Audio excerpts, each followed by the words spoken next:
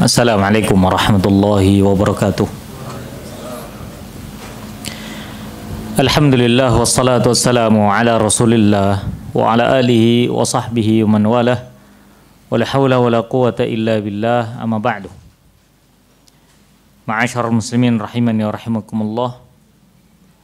Gimana kabarnya jenengan semua? Alhamdulillah baik, sehat walafiat nggih. Di bulan Ramadan, akhir-akhir dari bulan Ramadan ini, kami sangat bersyukur sekali kepada Allah Subhanahu wa taala karena bisa berjumpa dengan jenengan semua di musalla ini. Dan semoga Allah Subhanahu wa taala menjadikan perjumpaan kita adalah perjumpaan yang penuh dengan kebaikan karena didasari dengan tanasuh, yaitu saling menasihati satu sama lain dalam kebenaran dan menasihati dalam kesabaran.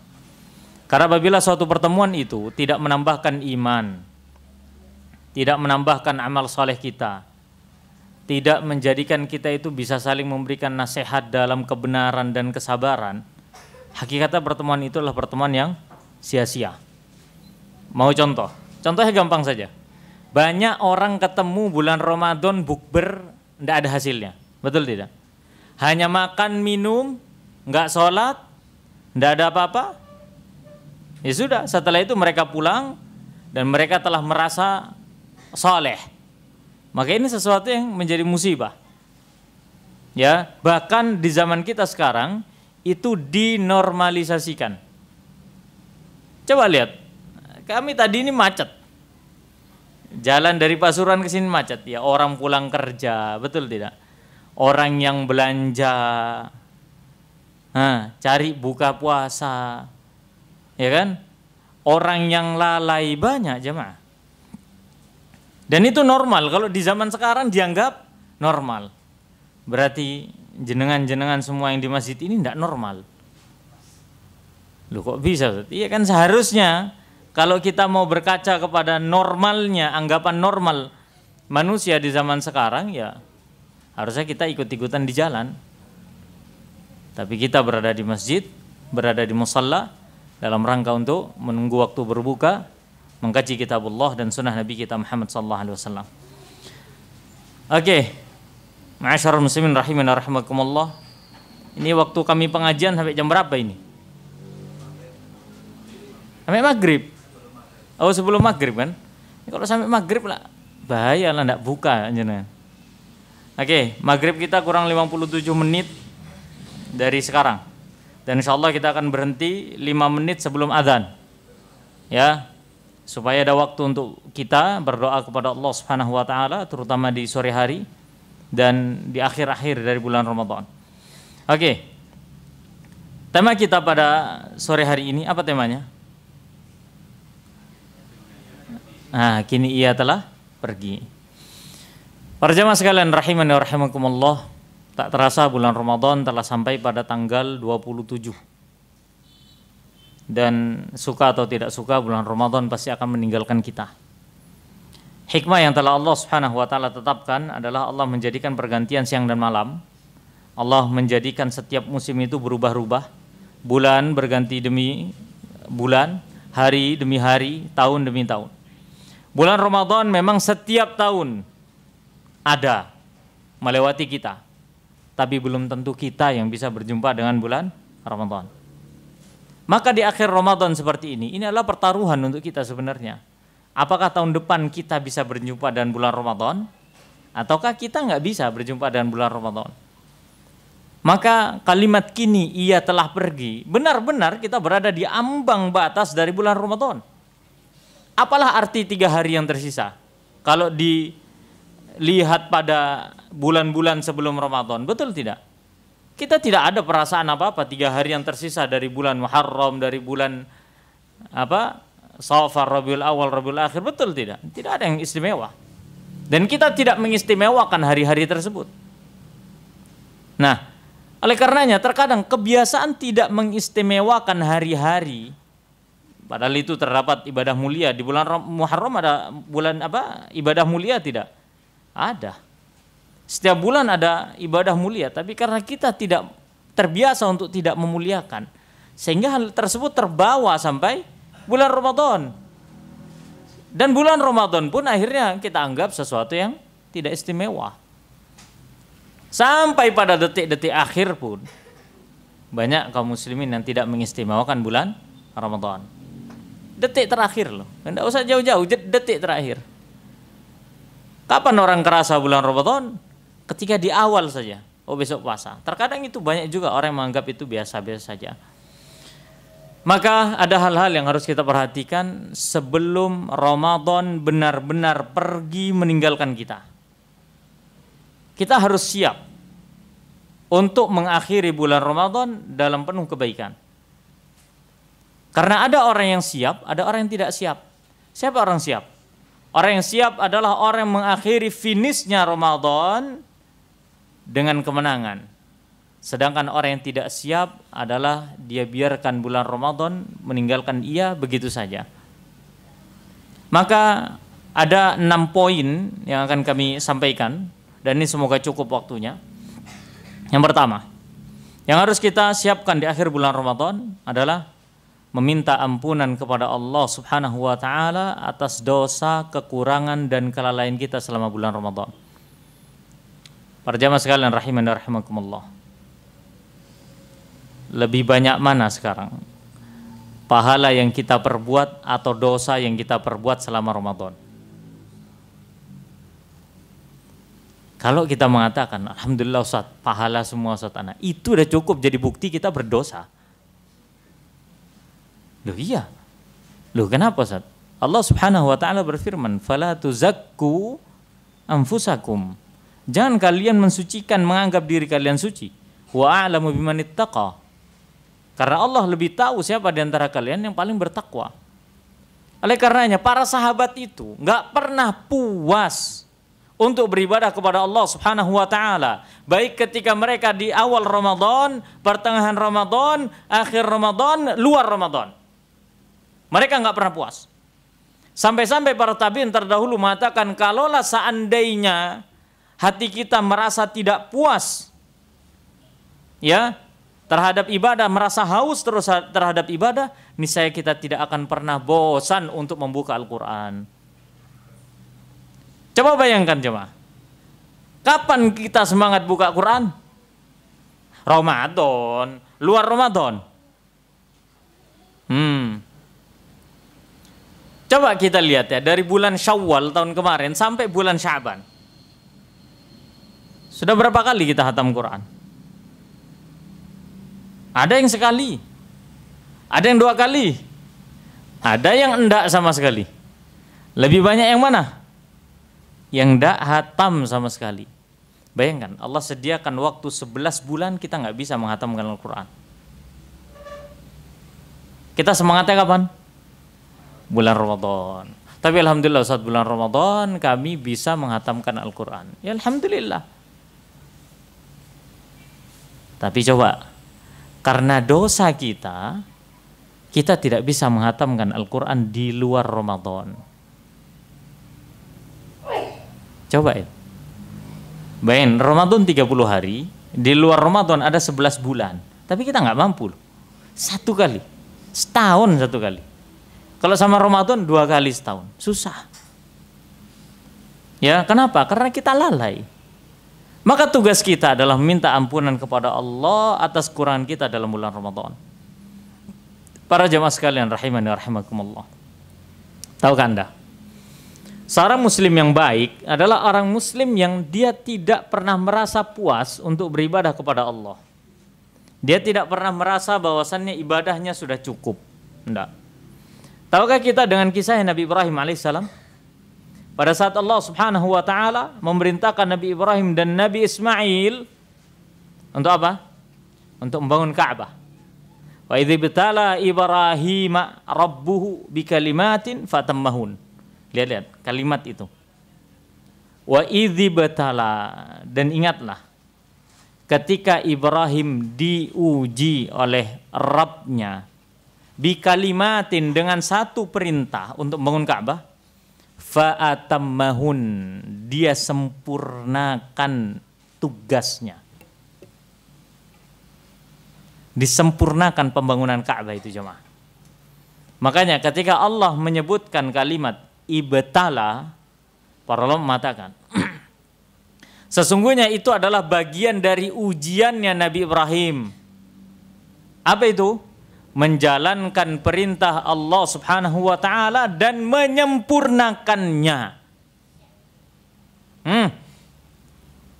Hakikatnya ibadah kita itu adalah ujian dari Allah. Kita pengajian ini ujian dari Allah, kita puasa ini ujian dari Allah, kita salat tarawih itu ujian dari Allah.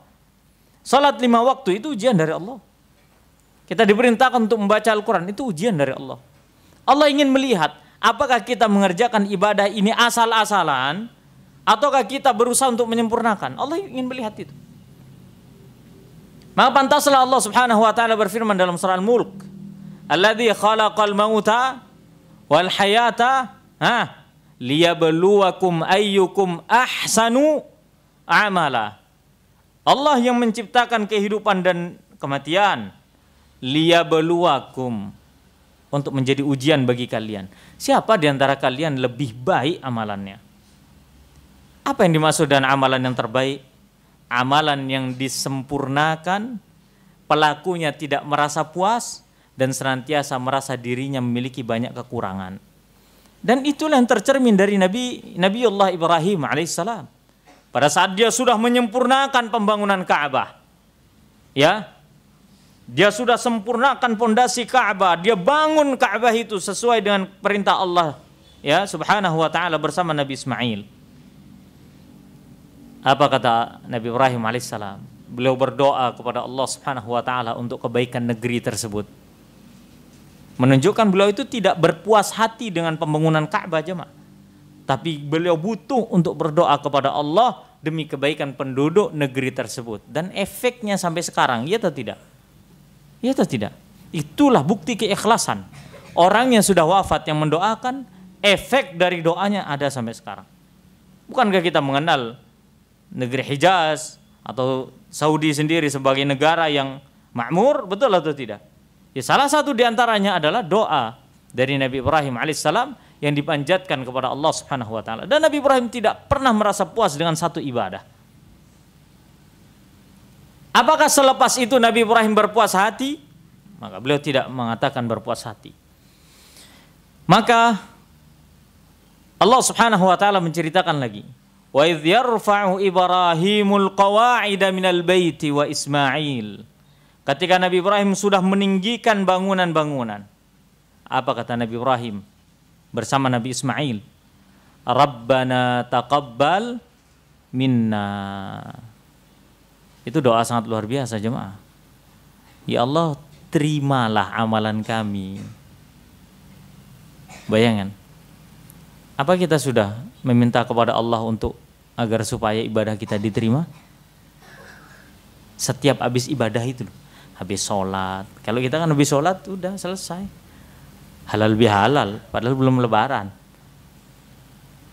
Nah, kalau habis buka Quran coba, apa kita berdoa kepada Allah, ya Allah, Rabbana taqabbal minna, terimalah dari kami ibadah ini. Nabi Ibrahim alaihissalam melakukan ibadah termasuk ibadah yang paling mulia. Apa itu? Mendirikan Ka'bah. Mulia tidak? Mulia. Sudah disempurnakan. Dan beliau tidak pede dengan ibadahnya, jemaah. Beliau tidak pede dengan ibadahnya. Wah, kalau kita sudah nyumbang masjid sudah begini. Dulu anak yang bangun itu, suntikan dananya dari kami ini dulu. Ini sumbangan kok begini. Oh, disebut, Pak, 7 turunan. Sampai cucunya cerita, dulu ini kan kakek saya yang bangun. Betul tidak? Nabi Ibrahim alaihissalam tidak pede dengan ibadahnya. Rabbana taqabbal minna, ya Allah, terimalah amalan-amalan dari kami ini, ya Allah. Beliau akhirkan dengan kalimat apa? Innaka antas sami'ul alim. Engkau maha mendengar dan engkau maha mengetahui. Apa artinya? Engkau maha mendengar apa yang aku ucapkan dan engkau maha mengetahui atas apa yang aku kerjakan berupa ibadah, ya Allah, maka terimalah. Artinya apa? Saya sudah mengeluarkan semua effort saya untuk ibadah, ya Allah, maka terimalah. Jadi ada perasaan dalam hati beliau ketika beliau memaksimalkan ibadah, tapi tetap beliau merasakan kekurangan untuk ibadah kepada Allah Subhanahu wa taala. Maka kalau sekelas Nabi Ibrahim alaihissalam, Nabi, Rasul, Khalilullah, kekasih Allah, tidak merasa pede dengan ibadahnya karena takut ibadahnya tidak diterima, lalu bagaimana dengan kita? Kita ini kadang ya, apalagi urusan hati Pak, 5 menit, nggak sampai 5 menit niat ibadah, beberapa detik berikut udah berpaling dari ibadah itu, saking susahnya menata hati. Terus setelah salam dengan pedenya kita tidak berusaha untuk menambal kekurangan ibadah kita. Lah kok iso gitu loh. Kita bukan nabi, kita bukan rasul, kita bukan kasih Allah. Ya. Kita bukan siapa-siapa. Bukan siapa-siapa. Dan tidak ada sedikit pun notifikasi dari HP kita bahwasanya amalan kita diterima oleh Allah Subhanahu wa taala. Ada. Setelah tarawih, selamat. Amalan tarawih Anda diterima di sisi Allah, Anda mendapatkan pahala sekian, cekling. Dapat poin. Ada? Enggak ada. Selamat, Anda puasa. Apakah puasa kita sudah diterima? Sudah? Oh belum tentu. Apa tandanya puasa kita diterima? Ada sebuah hadis yang ringkas, sering didengar tiap Ramadan, tapi banyak yang nggak paham. Anda jelaskan sekarang, singkat saja. Nabi SAW bersabda, "Man shoma," hafal kan? "Ramadhana," lanjut, "imanan wahtisaban." Udah paham sekarang? Belum dijelasin. Man shoma, siapa yang berpuasa Ramadhana, di bulan Ramadan, imanan wahtisaban, dalam keadaan senantiasa beriman, senantiasa ihtisab. Jadi tuntutan Allah atas penilaian puasa kita itu bukan seberapa lapar kita jamaah, bukan seberapa haus kita, bukan seberapa perihnya perut kita merasakan lapar. Enggak. Ada kok orang-orang yang lapar tapi tidak bernilai ibadah, ada tidak? Orang diet ada bernilai ibadah, orang diet. Dia merasakan lapar seharian, enggak ada pahalanya. Yang Allah lihat dari laparnya kita adalah imanan wahtisaban. Coba selama 1 hari full, apakah kita beriman, berpuasa di atas iman kita? Apakah ada senantiasa rasa harap kepada Allah atas puasa kita? Kalau enggak ada, ya berkurang pahalanya. Kalau di atas terus, naik terus harapan kita kepada Allah, ya itulah pahala kita. Pada saat kita merasakan lapar, sekarang lapar, pernah enggak kita mengatakan kepada diri kita, berkata kepada Allah Subhanahu wa taala, "Ya Allah, saya sekarang lapar. Saya melaksanakan ibadah kepadamu dalam bentuk imanku kepadamu.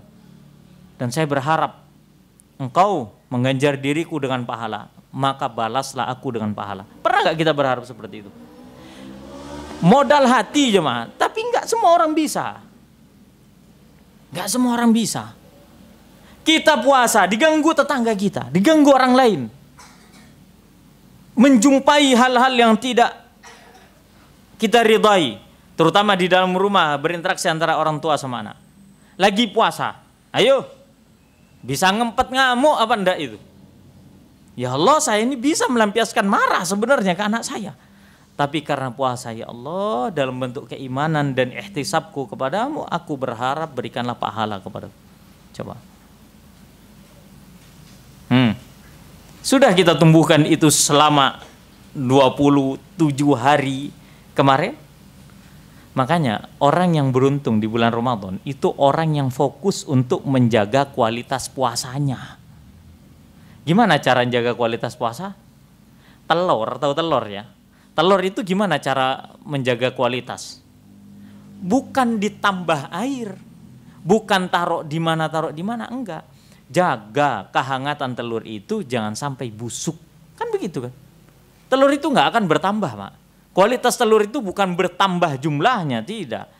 Tapi kualitas dari sebuah telur, sebutir telur, itu adalah ketika dia bisa bertahan sampai dia menetaskan anak ayam. Begitu. Dikeluar dari cangkangnya sudah menjadi makhluk yang berbeda. Begitu seharusnya kita menjaga diri kita dan puasa kita itu. Saya belum tarawih ini. Saya puasa ini. Ya kan, saya puasa. Kalau tarawih, tambah. Tambah. Apa kata Nabi? Man qama ramadhana imanan wa ihtisaban. Ini hadis sering kok. Banyak ustadz-ustadz yang sudah menjelaskan. Siapa yang berdiri di bulan Ramadan dalam keadaan iman dan ihtisab. Semua orang bisa tarawih. Ya nggak bisa juga sih kalau orangnya malas. Rata-rata masjid atau musola kan banyak terjadi kemajuan ya kalau tarawih ya.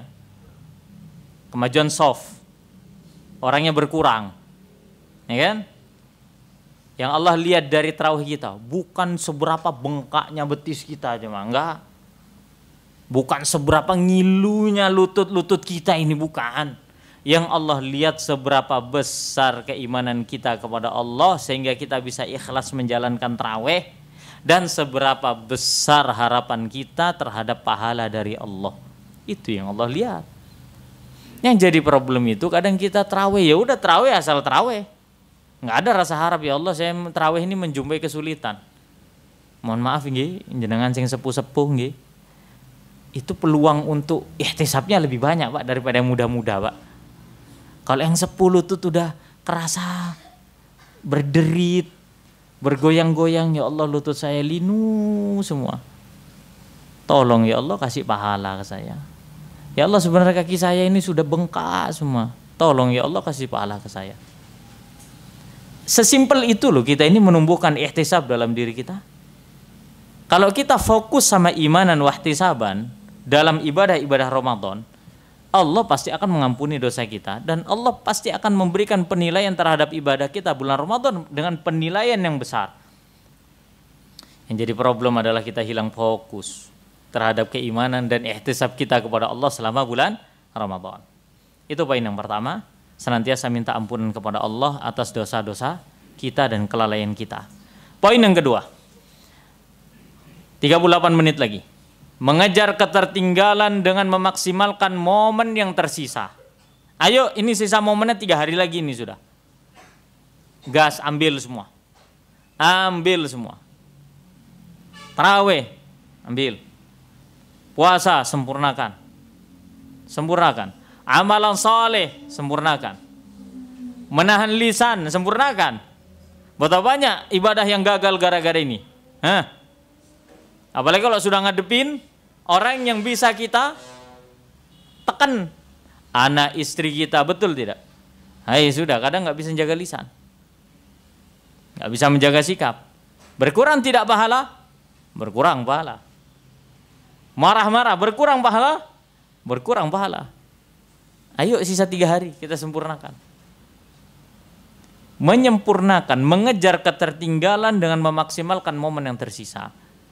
Kalau bacaan Quran kita belum hatam, ayo hatamkan. Nggak apa-apa, capek, nggak apa-apa.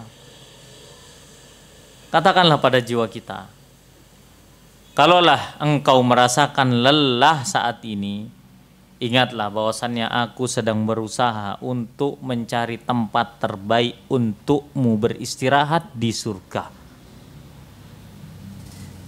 Capek Pak? Capek nggak? Tarawih tiap hari? Capek. Puasa tiap hari? Capek nggak? Capek. Baca Quran tiap hari? Capek Pak, sini-sini nih. Kerasa semua kan, urat-urat kan. Sampai dada, sampai punggung semua. Aduh Ustaz, ternyata baca Quran tuh Ustaz, pegel semua Ustaz. Iya Pak, capek Pak. Oleh karena para ulama mengatakan apa? Orang yang berbuat ketaatan, dia merasakan lelah. Dan pelaku maksiat juga merasakan lelah.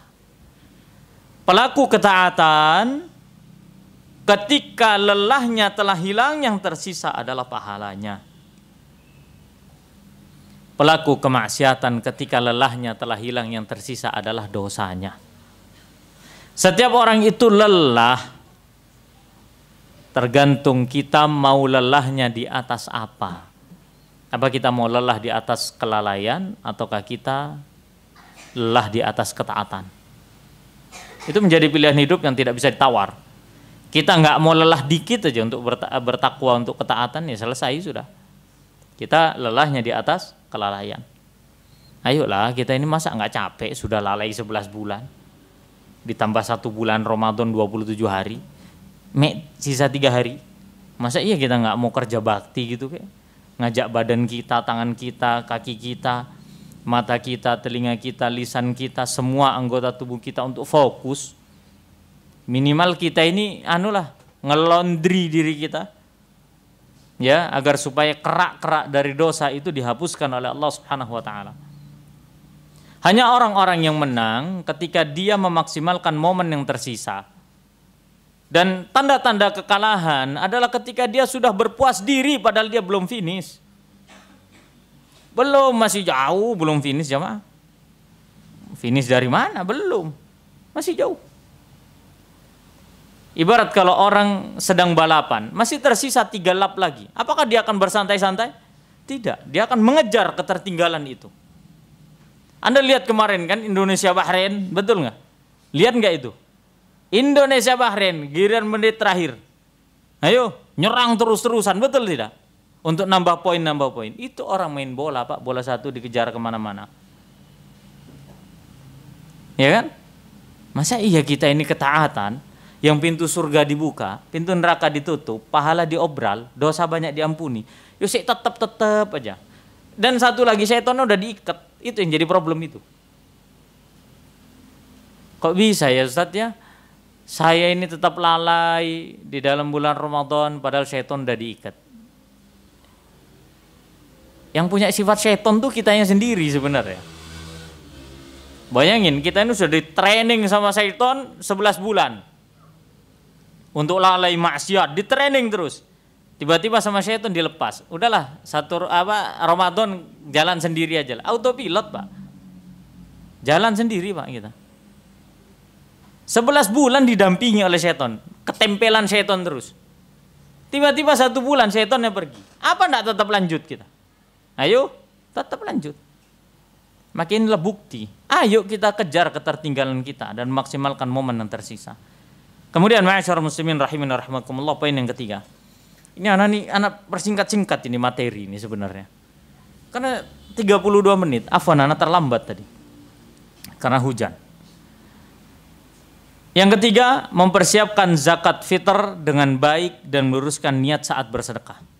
Ini poin penting jemaah. Pertama yang harus kita perhatikan dalam masalah zakat. Tata diri kita. Kita butuh sedekah. Bukan butuh menerima sedekah, tapi butuh bersedekah. Kita butuh berzakat. Jangan ada gambaran orang fakir miskin butuh harta kita. Nggak, Allah tidak akan menerima itu. Innama yataqabbalullahu minal muttaqin. Yang Allah terima sedekah itu dari orang-orang bertakwa. Orang yang tidak bertakwa dia akan merasa bahwasannya orang fakir miskin ini loh butuh kan sama harta. Jadi ya kita bantulah mereka karena mereka. Itu cara berpikir apa itu? Nanti giliran sudah sedekah banyak, ya Allah ganti dengan yang lebih banyak lagi. Ah itulah matreknya kita kepada Allah Subhanahu wa taala. Sudah sedekah niatnya tidak benar, kayak seolah-olah orang yang butuh sama kita. Kita nggak butuh sama orang, nggak butuh sama sedekah. Giliran sudah sedekah berpuas hati, mintanya lebih-lebih. Itulah tamaknya kita terhadap dunia itu. Terlihat dari apa? Sedekahnya. Bukan sedekah itu, tidak semua orang bersedekah menunjukkan ketidaktamakan. Terkadang sedekah itu justru menunjukkan ketamaan. Kapan? Ketika hati kita merasa orang fakir miskin butuh terhadap harta atau makanan yang kita berikan. Enggak, wallah. Kita yang butuh terhadap keberadaan mereka agar supaya kita bisa membersihkan harta kita. Nabi SAW bersabda, bukankah Allah menolong kalian disebabkan karena du'afaikum, karena orang-orang yang lemah di antara kalian? Bukankah Allah menolong kita, memberikan rezeki kepada kita? Salah satu sebabnya karena adanya orang-orang fakir di sekitar kita. Nabi itu loh ngasih tahu. Kalian itu dikasih rezeki sama Allah, dikasih anugerah, dikasih nikmat. Salah satu di antara sebabnya karena ada orang fakir di sekitar kalian, supaya kalian itu merasa butuh untuk berbagi. Jangan malah kita ada perasaan orang lain butuh sama kita, sehingga kita berbagi. Jangan jemaah.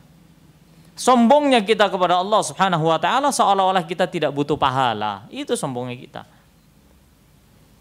Padahal yang kita keluarkan hanya zakat fitr 3,5 kilo. Betul tidak? Atau 3 kilo. Tapi apa? Kita begitu membanggakan amalan kita kepada Allah Subhanahu wa taala. Na'udzubillah. Ayo kita siapkan zakat fitr dengan baik dan luruskan niat. Ustaz, zakat fitr itu seperti apa? Zakat fitr adalah zakat yang dikeluarkan dari harta kita kepada fakir miskin dengan menggunakan bahan makanan pokok. Beras, kalau tempat kita beras nggih. Ya, kalau daerah lain makannya jagung ya berarti jagung. Kalau di zaman Rasulullah ada kurma karena makanannya adalah kurma. Kadang beliau dengan kismis karena makanan utamanya adalah kismis. Kalau kita adalah beras. Boleh nggak Ustaz zakat fitr itu dengan uang? Tidak boleh. Tidak boleh, haram hukumnya zakat fitr dengan uang. Ustaz, penyaluran zakat fitr terbaik gimana? Dari tangan kita kepada fakir miskin. Itu terbaik. Dari tangan kita datang ke rumahnya fakir miskin, Bapak, itu terbaik. Kalau yang dititipkan ke masjid atau musola Ustaz, boleh, boleh. Tapi yang lebih afdol gimana? Kasih sendiri. Itu paling afdol. Itu paling afdol. Terus siapa saja Ustaz yang wajib membayar zakat? Wajib membayar zakat adalah, ini sedikit ilmu tentang zakat ya, nggak apa-apa ya. Wajib membayar zakat adalah orang yang mampu untuk membayar zakat. Bagaimana patokannya? Ketika dia memiliki kelebihan bahan makanan pokok, ya, kalau bahasa kita beras, di malam hari raya dia punya kelebihan, maka dia wajib zakat. Kalau dia punya ngepres, hanya cukup untuk hari raya, maka dia tidak dianjurkan untuk bayar zakat. Tapi dianjurkan nerima zakat. Sudah? Makanya nerima zakat itu fakir miskin. Orang yang hanya punya makanan di hari itu saja, kemudian dia tidak memiliki kelebihan makanan untuk hari esok. Ustaz, kadang kan orang fakir ini Ustaz, sudah dikasih-kasih ini Ustaz ya. Terus, apakah dia membayar zakat dengan kelebihan beras yang dia miliki? Nah, dalam kondisi demikian, dia boleh untuk membayar zakat. Ketika ada beras lebih bagi dirinya dan keluarganya. Ustaz, penyaluran zakat itu disebarkan atau gimana? Zakat terbaik adalah kepada keluarga kita dan kerabat kita. Lihat kerabat kita. Kemudian yang kedua kepada tetangga kita. Kemudian orang-orang terdekat kita di kampung halaman kita. Nah, di kampung rumah kita itu, siapa yang fakir ke situ. Jangan ditaruh keluar dulu. Kalau semama di dalam kampung itu sudah cukup, maka boleh dibawa. Hatta ke Gaza, ke Palestina, boleh. Boleh. Kalau dirasa sudah cukup. Ya. Terkadang ya bingung juga kan. Kalau jadi takmir itu kebingungannya gini. Beras sudah ditumpuk, pernah dengar kasus enggak? Sampai Idul Fitri beras belum terbagi. Banyak enggak? Banyak. Berarti di kampung tersebut kaya semua, Pak. Kadang Pak, ya Allah, orang macak miskin. Motornya 2 Pak. HP-nya mahal. Ini miskin dari mana ini? Tapi dia nggak punya beras, Ustaz, cuman punya HP. Jual HP-nya beli beras. Jual HP-nya beli beras. Kadang kita mau ngasih beras zakat itu, Assalamualaikum, waalaikumsalam. Motornya 2. Kita yang nganter 1, motornya jelek lagi. Lebih bagus motor dia. Nah, hal-hal seperti ini kan menjadi ketimpangan gitu loh. Kadang orang-orang yang punya harta pun dia tidak mau dan enggan untuk berzakat. Pantas kalau seandainya Allah hukum, keberkahan rezekinya hilang, rezekinya tidak banyak. Ya, salah satu di antaranya karena dia pelit kepada Allah Subhanahu wa taala. Hak-hak orang ditahan oleh dia, maka nggak boleh.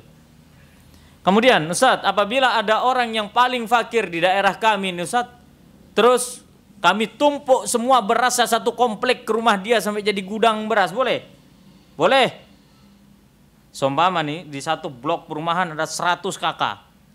Dari 100 kakak ada orang yang paling fakir di situ. Memang betul-betul nggak punya. Udah 100 orang itu ngumpulin beras di situ. Boleh? Boleh. Jadi nggak harus disebarkan ke semua orang, nggak. Ke satu orang pun boleh. Buat sampai orangnya bingung. Ini rumah saya tidur di mana? Beras semua. Nggak apa-apa. Nggak apa-apa jemaah. Itu zakat itu seperti itu. Ya, kalau zakat diwakilkan boleh Ustaz, boleh. Kemudian, apakah anak bayi dizakati, dibayarkan zakatnya bagi orang tua? Maka jawabannya iya. Anak bayi dibayarkan zakat oleh orang tua. Bahkan dalam mazhab Hambali, Imam Ahmad bin Hanbal rahimahullah taala mengatakan bayi yang sudah berusia 4 bulan dianjurkan bagi orang tua untuk membayarkan zakatnya. Bayarkan, kalau istri kita hamil 4 bulan sudah, 4 bulan ke atas bayarkan zakatnya. Nah, seperti itu. Apakah boleh Ustaz bayar zakat kepada orang tua atau kepada istri atau kepada anak? Maka jawabannya tidak boleh. Kepada orang-orang yang berada di bawah naungan nafkah kita, maka nggak boleh kita bayar zakat kepada dia. Justru kita ngeluarin zakat untuk mereka. Paham ya? Orang tua kita yang masih hidup, yang sudah sepuh, nggak punya apa-apa. Ya kita sebagai anak harus memberikan orang tua ya uang agar supaya dia bisa membayar zakat. Atau kita bayarkan zakatnya. Nah itu seharusnya. Ini masalah zakat. Maka kita harus mengilmui dulu zakat ini. Ustaz, bayar zakat itu kapan? Boleh di awal Ramadan, tanggal 1 Ramadan boleh bayar zakat. Pertengahan Ramadan, 3 hari sebelum Ramadan, 2 hari sebelum Ramadan, sesaat sebelum sholat Id. Waktu paling afdol adalah ketika berangkat sholat Id. Salurkan beras. Itu afdol. Tapi dalam kaidah fikih disebutkan qad yakunul afdalul mafdulu bisabab. Terkadang perkara yang afdol itu menjadi kurang afdol karena sebab. Siapa juga Pak yang mau bukain pintu Pak kalau sudah menjelang sholat Pak? Orang udah keburu semua lari ke lapangan itu. Nggak ada nerima zakat itu sudah. Nah terus gimana? Maka di zaman sahabat itu sudah terjadi. Ketika mereka bawa zakat mereka menjelang sholat, ternyata banyak orang yang nggak nerima. Akhirnya apa? Sahabat buat inisiatif kalau bayar zakat 2 hari atau sehari sebelum hari raya.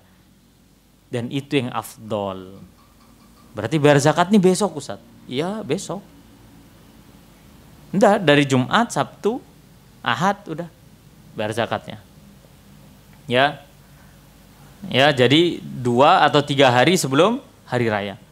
Itu yang afdol. Kalau yang boleh awal, yang boleh lagi pertengahan, yang boleh lagi 10 hari terakhir. Yang afdol 2, 3 atau sehari sebelum hari raya. Ya, wallahu a'lam bishawab. Ini dalam masalah zakat. Kemudian ada pertanyaan masalah zakat? Enggak ada ya, sudah paham semua ya? Masya Allah. Insya Allah sudah banyak dibahas ya masalah zakat ya. Insya Allah mudah. Kemudian yang keempat, yang harus kita perhatikan, masih sisa 22 menit. Tenang. Buka habis ini kita. Yang keempat adalah mengingat hutang puasa dan pembayaran fidyah. Fidyah ya. Ana tambahkan lagi, bukan sekadar mengingat hutang puasa dan pembayaran fidyah, juga pembayaran kafaroh puasa. Sebelum Ramadan berakhir, tolong diingat berapa hutang puasa kita selama Ramadan. Atau hutang puasa anak istri kita selama bulan Ramadan. Ingat. Tanya istrinya, haid berapa hari? 7 hari. Ingat ya, kamu punya hutang 7 hari. Jangan lupa dibayar. Ini enggak, bayar hutang warung enggak dibayar. Hutang puasa enggak dibayar. Sudah suka hutang, enggak tahu dibayar lagi. Ya, jangan seperti itu. Kita malu kepada Allah. Pembayaran hutang puasa boleh dilakukan di bulan Syawal. Durasinya dari bulan Syawal sampai ketemu Sya'ban. Udah, mentok di akhir Sya'ban. Karena pembayaran hutang puasa itu 1 Ramadan ketemu Ramadan yang lain. Kalau sudah lewat 3 kali Ramadan, maka tidak ada kewajiban bagi kita untuk bayar hutang puasa. Kewajiban kita adalah tobat. Kok bisa hutang tidak tahu dibayar? Ustaz, dulu Ustaz pada saat masih muda Ustaz, ya Allah Ustaz, saya itu punya hutang banyak Ustaz, tidak tahu dibayar. Itu gimana Ustaz? Tobat Pak. Udah tobat sudah, nggak ada solusi lagi sudah. Masa mau dibayar, mau direkap gitu? Lah 5 bulan berturut-turut kita puasa. Ya kan? Maka bayar puasa, ingat Ramadan ketemu Ramadan, itu paling maksimal. Jadi nanti selepas Ramadan ingatkan, menjelang terakhir ini loh, ingetin hutang puasa.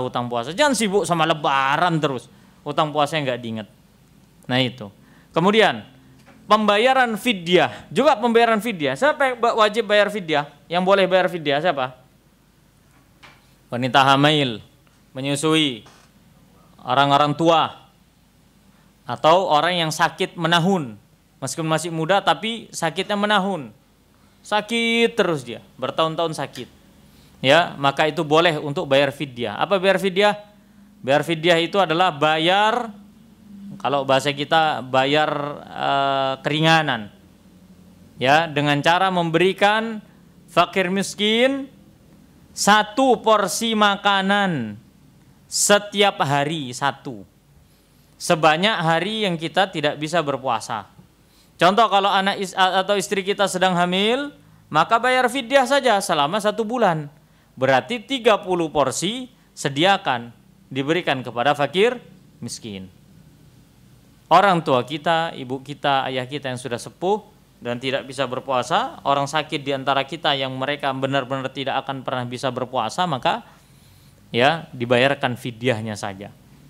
Ustaz, kalau wanita yang sedang hamil, kemudian dia memilih untuk tidak membayar fidyah, tapi dia lebih memilih untuk membayar hutang puasa di luar Ramadan, boleh atau tidak? Maka jawabannya boleh-boleh saja, sah-sah saja. Cuman dilihat kemampuan. Karena wanita hamil itu kalau sudah hamil, selesai hamil dia otomatis menyusui, betul tidak? Menyusui durasinya berapa tahun? 2 tahun. 2 tahun otomatis ketemunya 2 sampai 3 kali Ramadan, betul tidak? Ya gimana cara bayarnya? Lebih baik dibayarkan fidyahnya saja langsung. Kalau istri saya merasa kuat Ustaz, Allah kalau sudah ngasih keringanan, ambil aja sudah vouchernya itu. Jangan, enggak, anak kuat Ustaz. Allah itu suka kalau kita dikasih voucher, kita manfaatkan. Gitu loh, itu Allah sangat suka. Gak apa-apa, keringanan itu, jangan malu. Gak apa-apa, ambil saja. Bahkan Pak, ada perempuan Pak, 12 tahun gak tahu puasa Pak. Mana terus. Kan 12 tahun, jarak 2 tahun udah beranak lagi, 2 tahun beranak lagi, 2 tahun beranak lagi, 12 tahun 9 bulan dia hamil, 2 tahun dia melahirkan, habis itu hamil lagi, melahirkan lagi, ya udah. 12 tahun mana? Anak 4, anak 5 enggak pernah puasa. Ada. Sampai katanya Ustaz, sampai kami ini Ustaz kalau tiap lebaran ngerasa berdosa. Kenapa? Masa iya paling seneng sendiri padahal kita enggak puasa sendirian. Ya, tapi mau gimana? Setiap orang memiliki pahalanya masing-masing. Begitu pula dan wanita hamil menyusui memiliki pahala masing-masing. Maka bayarkanlah fidyahnya. Bayarkanlah fidyahnya. Begitu pula membayar kafarah. Nah, ini kan kalau di bulan Ramadan ini ada pelanggaran-pelanggaran syariat yang mewajibkan kita bayar kafarah ini. Bayar. Jadi bayarnya kapan Zat? Boleh di dalam bulan Ramadan, boleh di luar Ramadan. Yang penting sampai ketemu bulan Sya'ban. Apa saja yang menjadikan kita wajib bayar kafarah? Ketika berhubungan biologis dengan pasangan kita di siang hari bulan Ramadan. Dah paham sampai sini? Nah, itu bayar kafarah. Baik dalam kondisi puasa ataupun dalam kondisi safar. Mikir kan? Maksudnya nih, ada orang safar ke daerah untuk wisata. Kan safar boleh nggak berpuasa toh? Boleh nggak?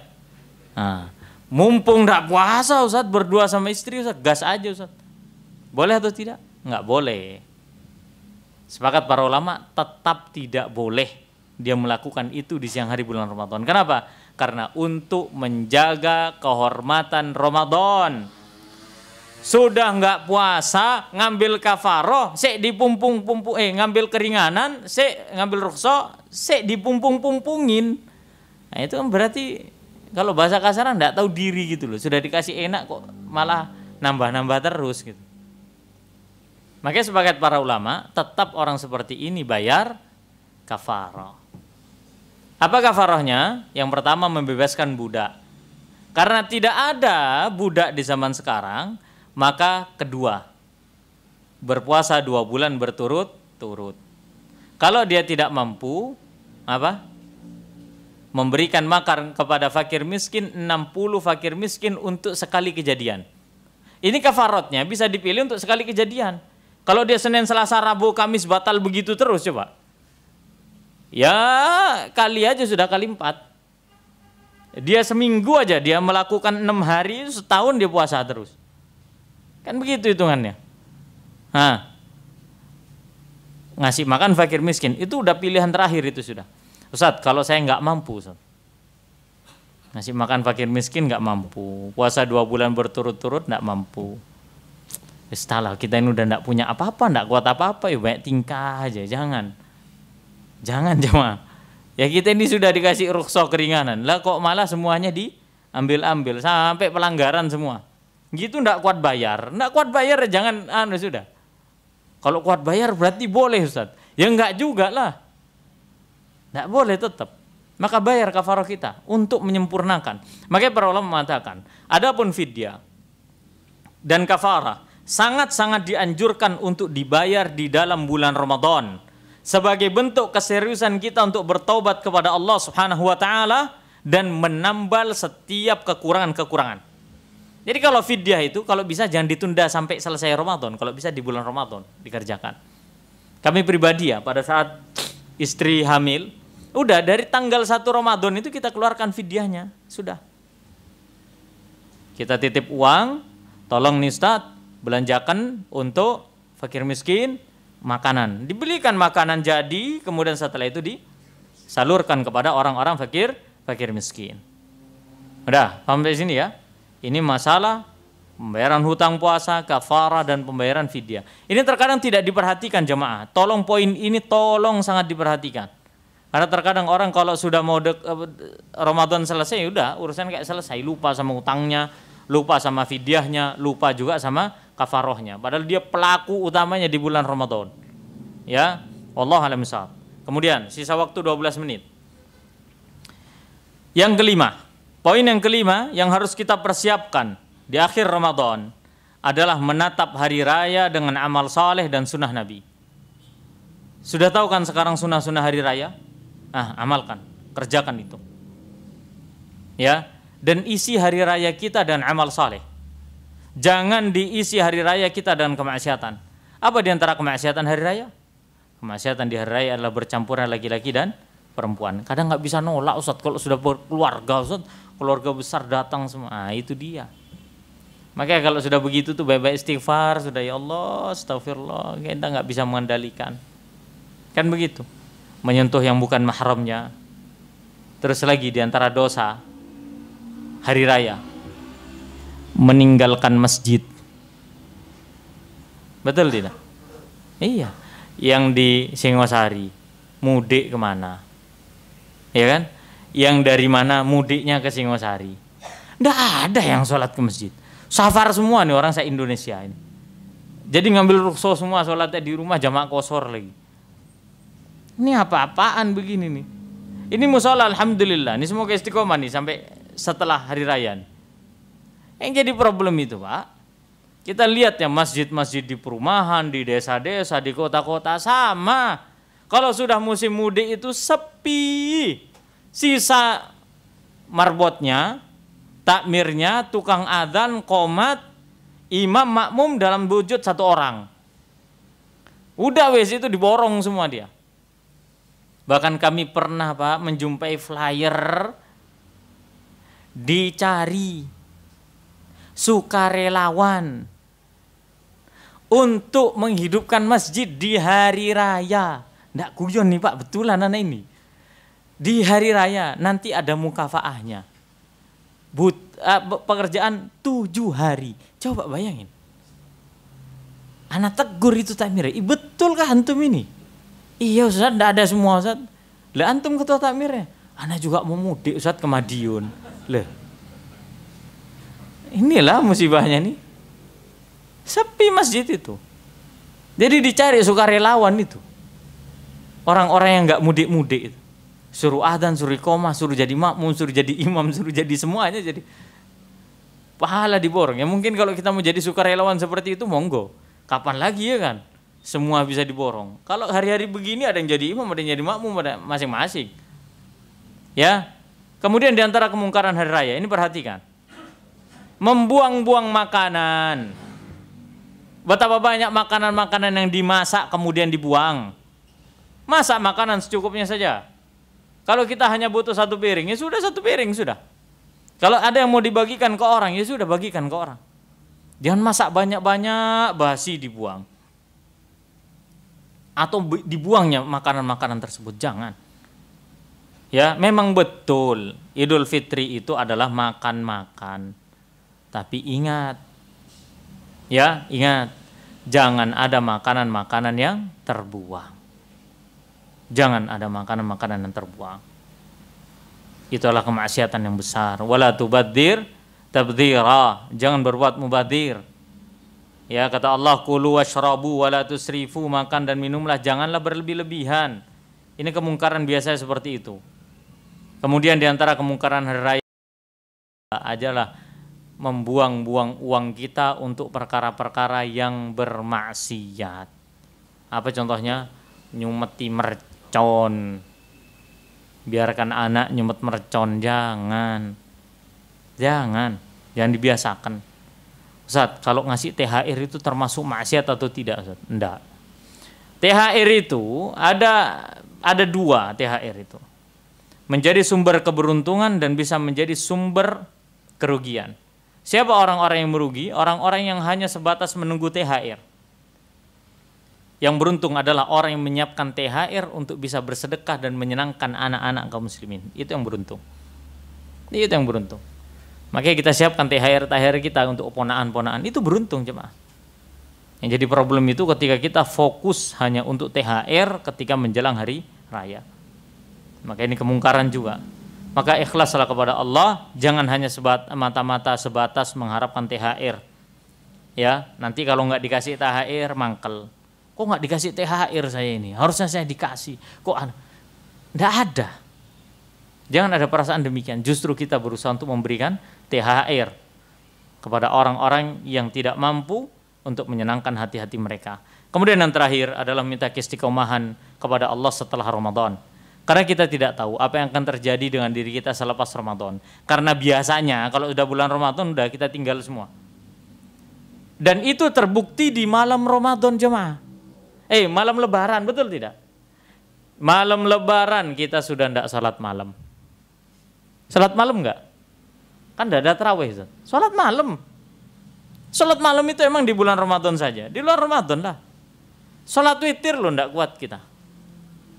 Padahal sudah di training sama Allah 29 hari, 30 hari Ramadan, betul enggak?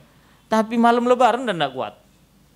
Malam lebaran kita nggak bisa lagi untuk buka Quran. Berat buka Quran. Orang takbiran, Ustaz. Iya, setelah takbiran ngapain? Nggak ada rutinitas buka Quran lagi. 1 Syawal nggak ada buka Quran kita. Nyambut tamu, Ustaz. Iya, masa ya tamu tiap detik, tiap menit datang terus kayak air gitu kan? Nggak mungkin. Kenapa nggak buka Quran terus? Ayo. Nanti terbukti 6 hari bulan Syawal. Puasa sunnah apa enggak? Iya atau tidak? Oh, insya Allah Ustaz kami puasa tapi dicicil-cicil, Ustaz. Nggak urut. Nah itulah salah satu ciri-ciri kita tidak bisa istiqomah, tidak bisa puasa Syawal 6 hari berturut-turut. Susah. Apalagi kalau sudah kena rendang hari raya. Aduh, selesai Pak. Kena rendang hari raya kok enak. Hari kedua, ketiga, keempat terus itu sampai lupa puasa Syawalnya. Mintalah keistiqomahan kepada Allah. Karena tidak ada yang bisa menjamin diri kita bisa istiqomah. Dan semoga Allah menerima amal ibadah kita.